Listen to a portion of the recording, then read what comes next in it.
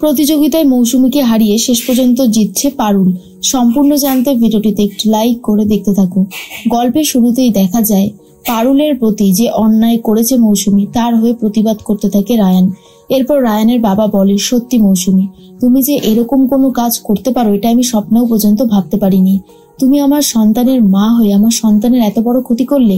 আজকে যদি তুমি পারুলের সাথে এই অন্যায়টা না করতে, তাহলে রায়ান কিন্তু আর এখানে আসতো না, আর রায়ান ওখানে নিজের জীবনটাকে ভালোভাবে গড়তে পারতো। তুমি যে কত বড় অন্যায় করেছো সেটা তুমি নিজেও জানো না। এরপর মৌসুমী আর কোনো কথা বলার মতন অবস্থাতেই নেই।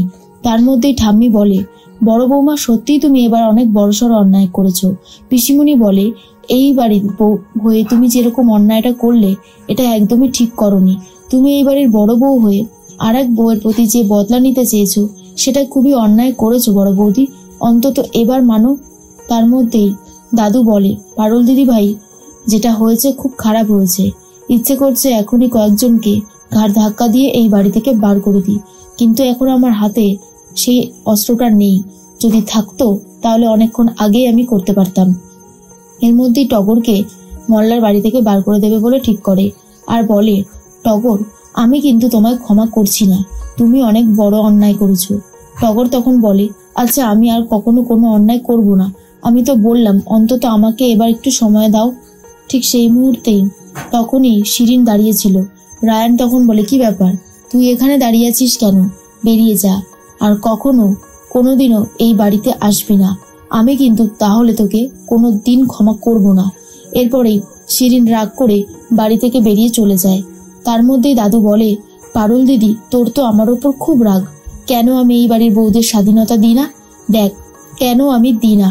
কেউ স্বাধীনতা পেলে সেটাকে এতটাই অপব্যবহার করে, সেটা আর বলার মতো না। এখনো সময় আছে, নিজেদেরকে শুধরে নাও তোমরা, না হলে কিন্তু ক্ষতির মুখে পড়বে, আর সেটা বড়সড় ক্ষতি। সবাই তো স্বাধীনতা সামলে রাখতে জানে না। স্বাধীনতা অর্জন করা সম্ভব, কিন্তু সামলে রাখা অসম্ভব ব্যাপার। এর মধ্যেই তখন আরো একটা কথা দাদু বলে, যে রায়ান দাদু ভাই আর পারুল দিদি একে অপরের পরিপূরক, সেটা আমি বুঝে গেছি। এই জন্যই তো রায়ান দাদু ভাইয়ের সাথে পারুল দিদির বিয়েটা আমি দিয়েছিলাম, কিন্তু তোমরা সেটা মানতে চাও না। একদিন ঠিকই বুঝবে যে একে অপরের পরিপূরক হয়েছে তোমরা। এর মধ্যেই রায়ান নিজের ঘরে গিয়ে রুক্মিণীর সাথে কথা বলতে থাকে, কি হয়েছে পুরো বিষয়টা জানাতে থাকে। রুক্মিণী তখন বলে, সত্যি মা আর বদলানো না, কেন যে মা এই অন্যায়গুলো করে আমি এটাই বুঝতে পারি না। এতবার তাকে বলেছি, কিন্তু সে কোনো কথা শুনতেই চায় না। রুক্মিণী রায়ানকে বলে, তুই যেভাবে অন্যায়ের প্রতিবাদ করেছিস, সত্যি কথা বলতে আমারও গর্ব হচ্ছে, কিন্তু এই যে তুই নিজের কেরিয়ার ছেড়ে চলে গেলি, তোর নিজের একটা ভবিষ্যৎ এখানে তৈরি হতো, এবার তুই কি করবি? দেখ, আমি তোকে একটা কথা বলি, তুই কিন্তু পারুলকে ভালোবেসে ফেলেছিস। কি আমি ঠিক বললাম তো? তখন রায়ান বলে, গোপালদার গ্রাম যখন বিপদে পড়েছিল তখন তো তুইও এগিয়ে এসেছিলিস, তার মানে কি তুইও গোপালদাকে ভালোবাসিস? দেখ, তুই যেমন গোপালদাকে ভালোবাসিস না, সেরকম আমিও পারুলকে ভালোবাসি না। পারুল আমাদের জন্য, আমাদের এই পরিবারের জন্য অনেক কিছু করেছে, তাই ওর হয়ে আমি এইটুকু যদি না করতে পারি তাহলে চরমতম অন্যায় করা হবে, আর সেটা আমি কখনোই হতে দিতে পারি না। আমি যেটা করেছি সেটা আন্তরিকতার খাতিরে করেছি। ওর ওপর কিছু দায়িত্ব কর্তব্য তো আমার অবশ্যই থাকে, তাই না? সেই জন্যই করতে বাধ্য হয়েছি। তবে আমি কখনো অন্যায়ের বিরুদ্ধে প্রতিবাদ করতে ভয় পাইনি, আর আজও পাবো না। তখন রুক্মিণী বুঝতে পারে একদম ঠিক কথাই বলেছে রায়ান। তখন মৌসুমী চলে এসেছে। মৌসুমী চলে আসায় ফোনটা কেটে দেয় রায়ান। এরপর মৌসুমী বলে, রায়ান, তুই আমার দিকে একবার তাকাবি পর্যন্ত না? রায়ান তখন বলে, কেন তাকাবো? তুমি যে অন্যায় করেছো আমি আর সহ্য করতে পারছি না। কেন তুমি এইভাবে পারুলের ক্ষতি করতে চাইলে বলো তো? কিসের জন্য? তখনই মৌসুমী বলে, পারুলটা অনেক বার বেড়েছিল, সেজন্যই আমি ওর ক্ষতি করতে চেয়েছিলাম, ওকে শাসন করতে চেয়েছিলাম। রায়ান তখন মনে মনে ভাবে, এই জন্যই তো আমি তোমার সাথে কথা বলতে চাই না মা। কারণ থাকে, কেন যে তুমি পারুলের পিছনে লাগতে চাও, এতে যে তোমার নিজের সন্তানের ক্ষতি তুমি করো, সেটা হয়তো তুমি বুঝতে পারো না। ঠিক মৌসুমী বলে, তুই আমাকে ক্ষমা করে দে না রায়ান, আমি তো তোর জন্য এত কিছু করেছি বল। রায়ান বলে, তুমি আমার জন্য মোটেও কিছু করনি। এই যে তুমি আমাকে লন্ডনে পাঠিয়েছো, তুমি কি ভেবেছো এটা তুমি নিজের জন্য করেছো? তুমি আসলে দাদুর বেড়াজাল ভাঙতে চেয়েছো, দাদুকে চ্যালেঞ্জ করেছো, সেই জন্য। তোমাকে আমি হাড়ে হাড়ে চিনি, তুমি কতটুকু কি করতে পারো সেটাও আমি এখন বুঝে গেছি। পারুলের মতন একটা ভালো মেয়ের সর্বনাশ করতে চেয়েছিলে তুমি, তার উপর আবার বড় বড় কথা বলছো। এরপর লুকিয়ে লুকিয়ে পারুল মা ছেলের কথা শুনতে থাকে।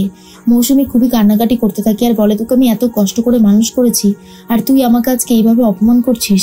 রায়ান বলে, কোনো মানুষকে যদি তুমি ছোট করতে চাও, তাকে শাস্তি দিতে চাও, তাকে কোর্ট পর্যন্ত ট্রেনে নিয়ে যাও, তাহলে আমি তো এইটুকু করতেই পারি। এরপরে মৌসুমী কাঁদতে কাঁদতে ঘর থেকে বেরিয়ে যায়। তখনই পারুল এসে বলে, এই তুই মায়ের সাথে এরকম ব্যবহার করছিস কেন? মায়ের সাথে এরকম ব্যবহার করিস না রায়ান। কিন্তু রায়ান বলে, আমি কার সাথে কি ব্যবহার করবো তুই শিখিয়ে দিবি? আমার মা যদি অন্যায় করে তাহলে তাকে শোধরানোর দায়িত্ব তো আমারই, তাই না?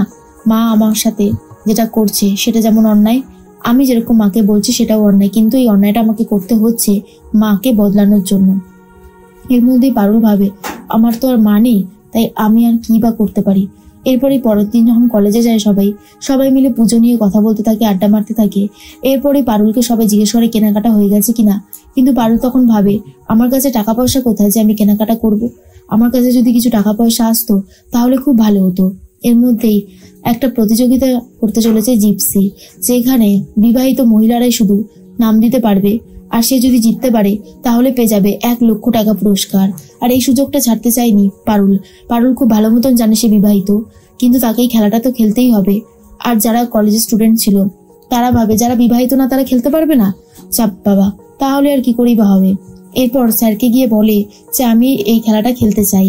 স্যার তখন বলে, কিন্তু এখানে তো পরিষ্কার লেখা আছে এখানে বিবাহিতরাই শুধু খেলতে পারবে। পারুল তখন ভাবে, এই রে, এক্ষুনি তো উত্তেজিত হয়ে সব সত্যিটা ধরা পড়ে যাচ্ছিল।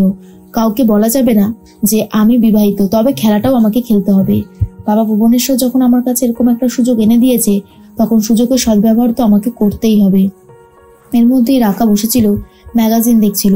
সেখানে মৌসুমী চলে যায় জুস নিয়ে। এরপর রাকার ম্যাগাজিন থেকে জিপসির যে প্রতিযোগিতাটা হতে চলেছে তার একটা লিফলেট নিচে পড়ে যায়, আর সেই লিফলেটটা কুড়িয়ে পায় মৌসুমী। সেটাই পড়তে থাকে আর বলে, এই খেলায় তো আমিও অংশগ্রহণ করতে পারি, আমি এই খেলায় অংশগ্রহণ করব। জিততে পারলেই 1,00,000 টাকা পুরস্কার, এই পুরস্কারটা আমাকে পেতেই হবে। এরপরেই পারুলও সেই প্রতিযোগিতাতেই নাম দিয়ে দিয়েছে। এরপর যখন পারুল আর মৌসুমী মুখোমুখি হয় তখন রায়ান দেখে তো অবাক হয়ে যায় আর বলে, বাপরে, ঘরেও দুজন কম্পিটিটর আর বাইরেও দুজন কম্পিটিটর, ভাবতেও কেমন অবাক লাগছে। এদিকে পারুল ভাবে, সবাই যখন জেনেই গেছে যে আমি এই কম্পিটিশনে নাম দিয়েছি, তখন আমাকে ভালো করে খেলতেই হবে। এই প্রতিযোগিতায় জিতে আমাকে টাকাটা উদ্ধার করতেই হবে, আর সেই টাকা দিয়েই আমি বাইরে যাব আর আমার মায়ের সম্বন্ধে খোঁজ নিয়ে আসবো।